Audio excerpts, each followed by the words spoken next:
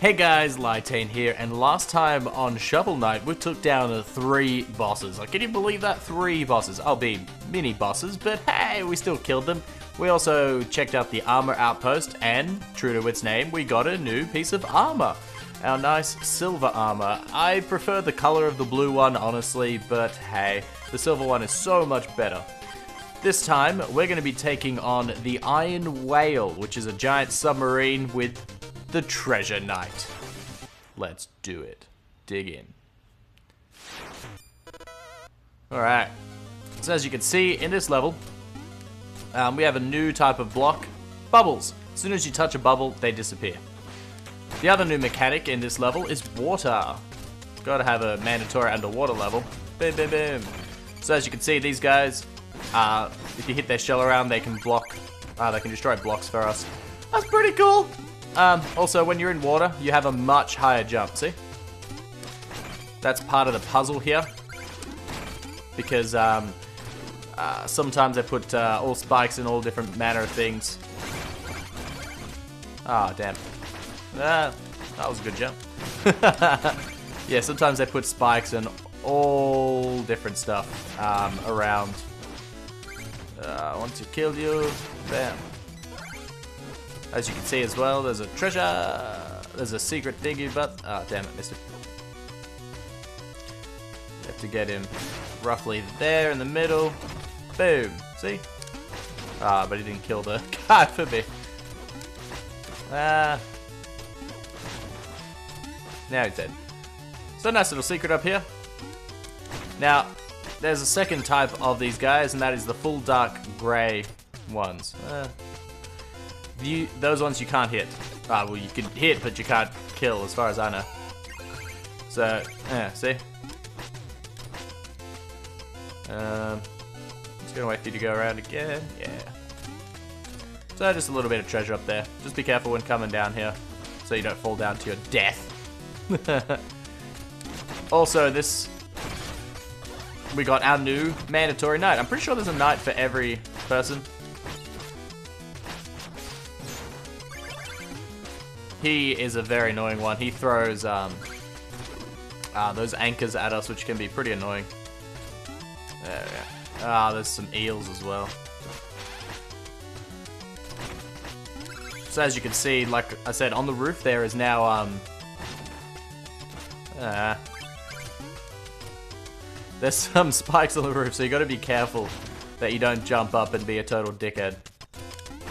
Because I know I've done that a few times, especially in my first playthrough. So you just gotta be careful. Boom. I think there's a secret there, yeah. So as you can see as well, there's like little floats and thingies that if you jump on, they go and raise up to the roof. Now, the way that you're supposed to do this is you're supposed to just bounce on these guys to get across. But we also have that amulet of phasing, remember? So we could just... That's fish. So we could just like run across it, because we're cool. Come back here. There you go. See? Boom.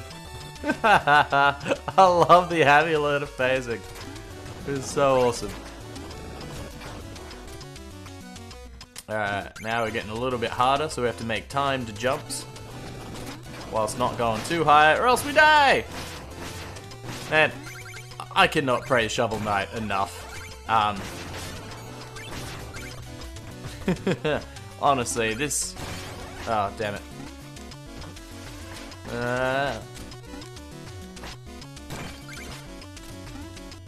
Die. Man, that guy took a lot of hits. Like, honestly, like, every time I talk about Shovel Knight, I just gush a little bit. It really is an amazing game.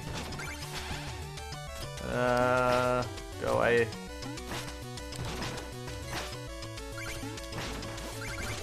So one thing that I haven't talked about yet, I don't know when to bring it up because, yeah, stuffs. But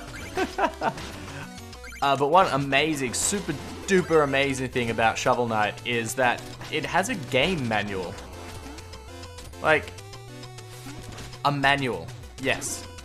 So I can open up my actual video game thing, because I had this game on the PS4, and inside there's a book that tells me all different kinds of things. It gives me information about Shovel Knight. It gives me information about all of the Knights of No Quarter and the Enchantress, and like some little bits of humor, like their likes and dislikes. It is really, really cool. Yay. And it is something that I don't see often enough. Like, back in the day, making a video game manual was just the thing that you did. That's just how you roll. Go away. I'm gonna go down here. Yeah, like, and some of my fondest memories of video games have been from the manuals. Like, I used to love reading through, the manual for Donkey Kong Country 1, you know, the Dark and Stormy Night thing. It was fantastic. I even made some crappy fan fiction with it. When I was younger, I wrote some stories, and I would start it off with it was a dark and stormy night, and write about Diddy Kong and how he was my friend, and I would be in the Donkey Kong universe and stuff. Yeah, I'm so lame. Fan fiction at like age 5. Maybe up to age like 7 or 10. So I got to run away from this Superfish. As you can see, he had a blue chest on his head, but it was a trap. Oh, damn it, damn it, damn it, damn it. Well, that was fun. As you can see, he had a blue chest on his head, like, which normally means Chesterton, whatever. Chester. But this one's a trap, and it's a stupid fish. He's not too hard to dodge. It was just like annoying because he sends those stupid things after you, and if you make a wrong jump, it hits you. And as you can see, it's all permadeath. So when you get to these 3 platforms here, that's the end of the thing, and he exposes his weak spot. Damn it. There we go. When he shakes, he's going to charge at you, so you just bounce on top of his thing to get over it. I missed. There you go. Dead. But he does drop Chester's in chest. Chester's chest. Chester's.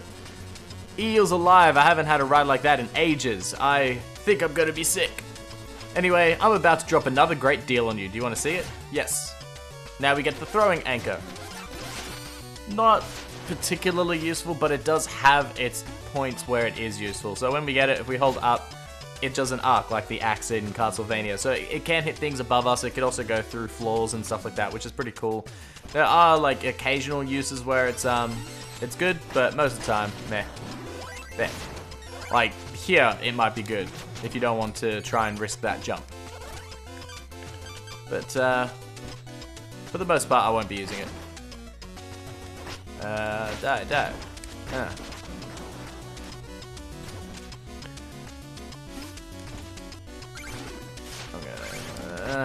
Damn it.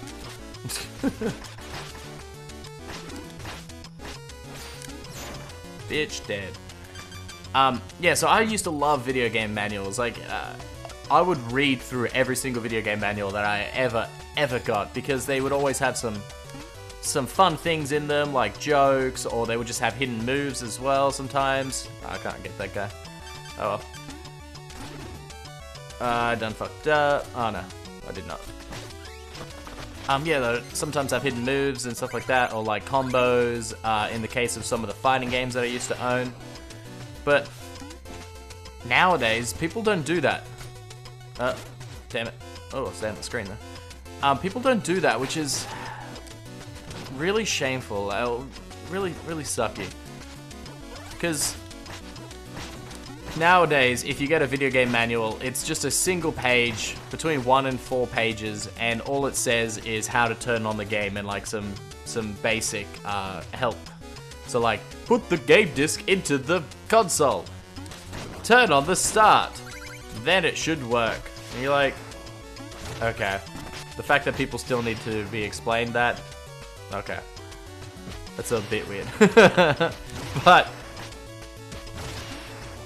whee! Oh,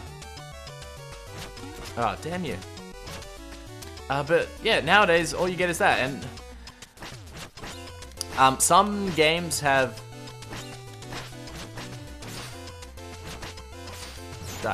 Some games have online manuals which you can use, which is, you know, okay, that's cool. That's like halfway to what I want, but I don't tend to look up the online manuals all that often because I find it an inconvenience. Like, I've already put the game on, I'm already playing the game. Well, alright, that's it.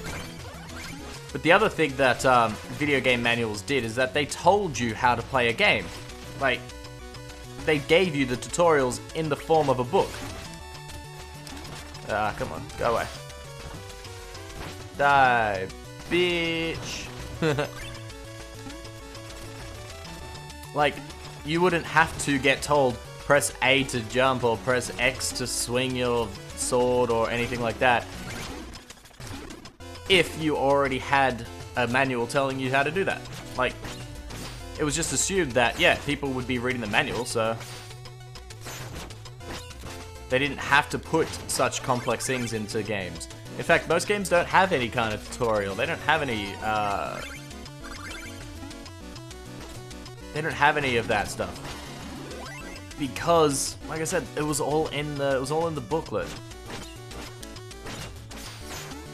This is the way I like to, not these ones, but can't bounce this guy's head very easily. Yeah, like, so it's something that I miss, but this game has a manual, like,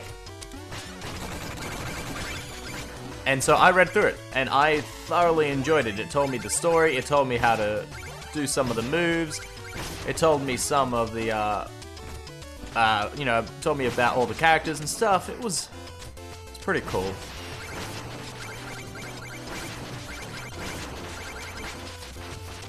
I also like when manuals, sorry, I had to stop talking to concentrate there. Oh yeah, this is the end. I also like how some manuals, they would have mysteries in them, like in the Donkey Kong Country one, it would have King K. Rool in question marks, and he's a shadow and stuff like that. That was really cool, because then he's like, ooh, he's the big bad guy, I can't wait to see him. But anyways, let's actually play Shovel Knight. My gems, my vessel, my ocean, your very presence tarnishes. You are to lay claim to the sea itself. Your greed knows no bounds, Treasure Knight. Your hands are no less dirty. Even now others are paying for your avarice. Avarice? Let us duel, winner take all. I wish I could take his entire horde. That'd be freaking amazing. So this is Treasure Knight. He has an obsession with treasure. So he has he has a few different moves. So he can shoot his hook at you. It's pretty slow and easy to dodge, honestly, as long as you see what he's doing. He can also shoot bubbles at you, which are not terribly threatening. This is his most threatening move, I would say, but you can spam it over there. Basically, it sucks you in, and if you get caught in that, you actually lose some of your some of your money. I'm gonna wait for the final hit because I'm gonna finish explaining all of his moves. I killed him before I got to see it. So yeah, he can also shoot the anchor at the floor to make ground pound like that. He can also ground pound and hit us from afar. And that's most of his moves. Let's just kill him. Treasure Knight, you're too easy. Yeah, the biggest, easiest strategy for when he sees when he throws the treasure chest out is that you just jump past him and you just hold right and bounce on his head, because the treasure doesn't pull you in when you're over there, as far as I know, and so you just get so many free hits on him. It's just ridiculous. But that's Treasure Knight, so you know what that means. It's time to go to sleep. Boop. Put out the fire because we're a good boy. Don't want the forest to burn down. And that's the end of this episode, guys. So next time on Shovel Knight, we'll be taking down the final dude for this area, the Mole Knight, in a volcano, because, you know, that's a good place to start digging. Anyways, I'll see you guys then. Bye.